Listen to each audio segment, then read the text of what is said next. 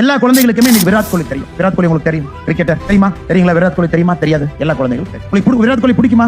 Okay, பிடிக்கும். பெரிய player, நல்லா விளையாடுறாரு, சூப்பர். குழந்தைகள் நன்றாக என்ற ஒரு விஷயத்தை உணர்ந்து கொள்ள வேண்டும். 2016 2016 வெஸ்ட் இண்டீஸ்ல ஒரு டெஸ்ட் நடக்குது. எனக்கு இந்தியாவுடைய சீஃப் செலக்டர் சந்தீப் பாட்டீல் இருக்கார், ஆன்டிகுவாங்கிற ஊர்ல. காலையில சந்தீப் பாட்டீல் அவருடைய ஒய்ஃபும் நடந்து வாக்கிங் போறாங்க. எத்தனை மணிக்கு போறாங்க? காலைல 5 மணிக்கு போறாங்க. அந்த இருட்டுல ஒரு உருவம் பீச் பக்கத்துல இருக்கிற பாறை மேல உட்கார்ந்திருக்கு. சந்தீப் பாட்டீலுக்கு ஆச்சரியம், பாக்குற இந்தியன் மாதிரி இருக்காங்க, யாரு பாறையின் மீது உட்கார்ந்து இருக்காங்கன்னு ஆன்டிகுவால 2016 கிட்ட போய் பாக்குறாரு.